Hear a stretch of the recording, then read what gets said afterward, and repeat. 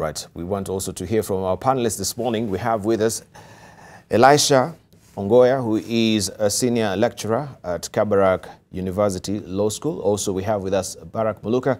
Barrack Muluka is a political analyst, and we are waiting also for our other panelists to join us much later in the course of the program. Gentlemen, good morning. Good morning. Right, and looking at the Daily Nation, the story we just also ran on the IEBC row, especially with the tender, and what now the opposition is taking special umbrage on the fact that the president was involved somehow, so to speak, or he is acquainted to this firm that was given this particular tender. They're reading mischief. They say, of course, maybe there is an executive influence on this. And this is what also Musalia Mudavadi is talking about, dropping ballot bombs as IEBC calls talks. This is what is headlining the front page of the Daily Nation. Your thoughts, Barrack Muluka? Thank you, Debarl. Happy to be here once again. It's been a while. The prodigal son is back.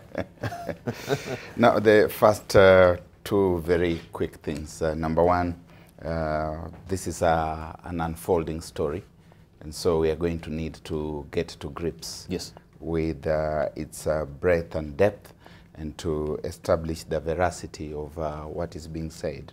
The second thing is, of course, that this is a very grave matter, and that accordingly to therefore needs to be handled with a lot of caution, with a lot of candor. At the same time, we must get to the bottom of the matter, because these are very serious allegations. For the time being, I refrain from making very solid views one way or the other, apart from observing that if there is veracity in what is being said here, then we are sitting in a very bad place. Do you think, in any way, as much as you don't want to really comment on it, that we've really crossed that particular junction, and maybe the window of opportunity to raise concerns, especially with the tender, is gone, because we're barely a month to the general election? No, I don't think we have crossed the Rubicon, so to speak, because we cannot have a defective election just for purposes of having an election, and saying that we have got dates, and that the dates are cast in marble, and that therefore we must carry on nonetheless. That notwithstanding, I think there is every need to establish the veracity, as I have said, and I think I'm not refraining from commenting. I'm commenting on this, and my advice is that we are almost in a situation where we are shouting fire in a crowded theater, and maybe there are legitimate reasons to do so. And I would advise that we proceed with the necessary candor and caution at the same time, because this is the sort of thing that can mess us up completely if indeed it is the truth. On the other hand, also, if it is not true, it could also mess us up. So we need to confront it and get to the bottom of it. All right, so do you think also the Secretary General of Jubilee Party, Raphael Tuju, is warranted to us to actually say that the Right Honourable should grow up? Because Raphael Tuju has no mandate completely to speak for the IEBC. It's people like Raphael Tuju who speak out of turn and escalate situations that need not necessarily escalate. He should concentrate on campaigning for his party, his principles, and let the IEBC handle this matter. Of course, I appreciate President Kenyatta and his deputy voicing their concerns. They have been mentioned. Kenyatta, specifically his family, has been mentioned, and he has a right to come out and speak about it. But once again, I would advise that he does so with sobriety. This is not the sort of thing that he goes to shout about. In fact, I would even use the word scream about at charged public rallies. I think this country needs sobriety in leadership. Raila Odinga cannot keep quiet if indeed he has got cause to believe that the elections are going to be compromised. At the same time, as they speak about it, they must speak about it with the requisite sobriety. So sobriety on both sides is of the greatest essence. But Raphael Tuju, suddenly, I think, certainly he's speaking out of turn, and I find his remarks even obnoxious. Also, is it a bit derogatory to say that, Raila Odinga should grow up? Or is this also a personalization of a story? Because maybe I think he has his own history will bear, as you know, there has been a rift. Issues with Raila Odinga from the past, and it is critical that they sort out those ones in a different arena. They don't have to take advantage of public issues of this kind to begin prosecuting individual personal differences that they have had in their backyard. Both of them come from the old Bondo, of course Tuju coming from Rarieda, which was hived out of Bondo. Both of them were in the Liberal Democratic Party that came up in 2002 after Raila and others left KANU, and both of them served under President Mwai Kibaki, 2003, 2007, and there were clear differences where Raphael Tuju, of course, refused to toe the Raila Odinga line. As happens in this country, people are expected to draw certain ethnic lines, and he refused.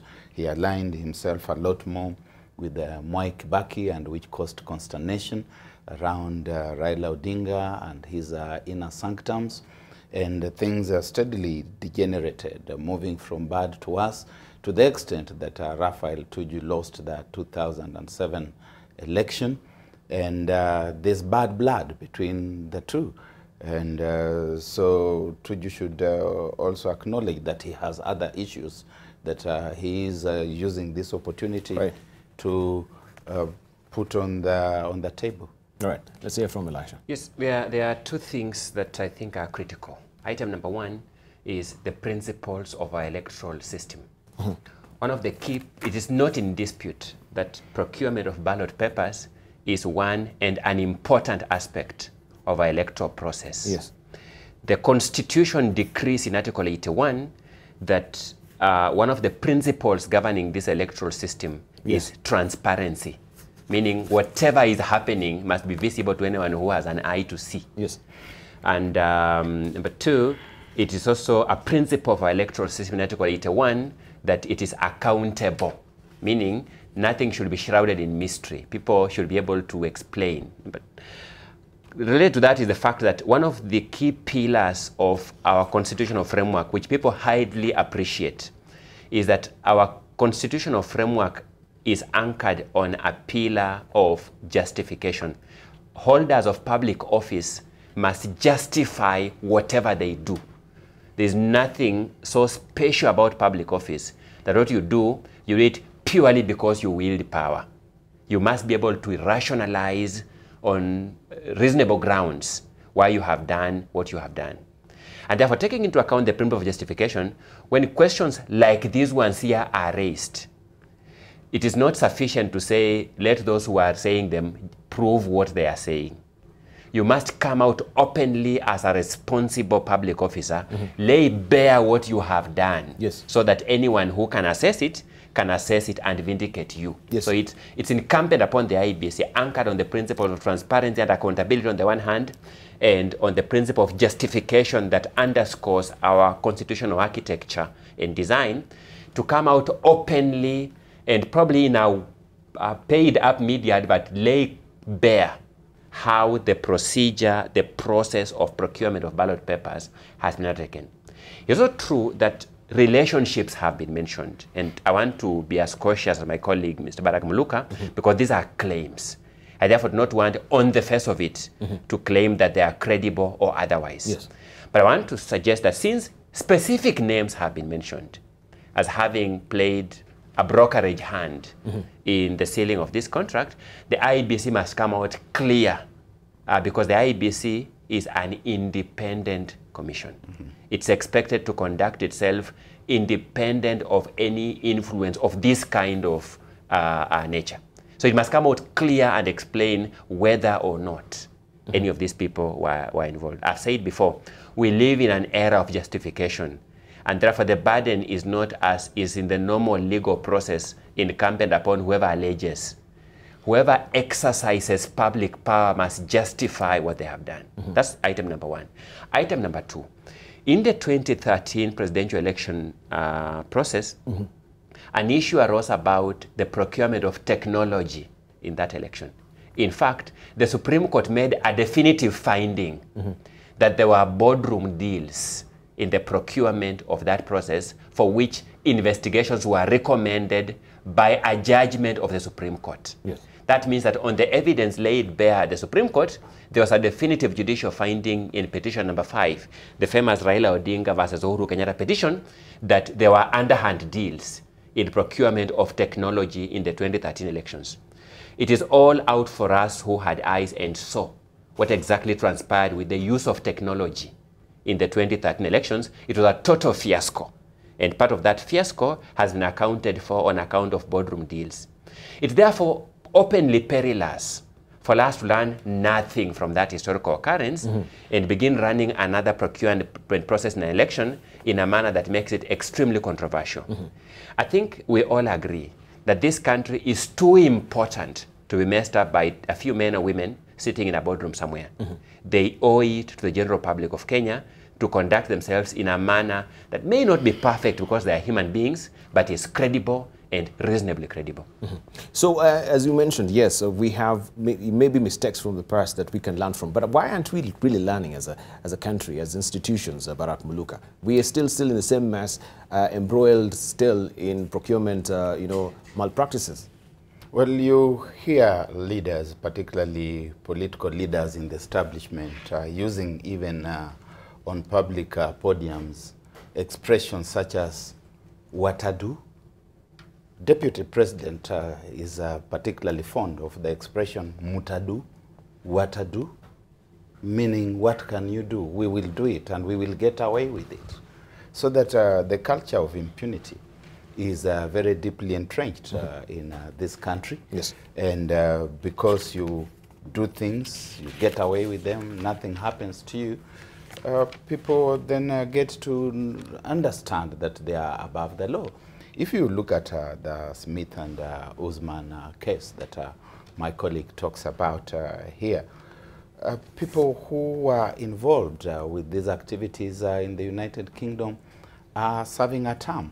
Here we played around with the matters. We did not even use the case, court case in the United Kingdom as a basis for our own concern, our own further investigation, and our own further action.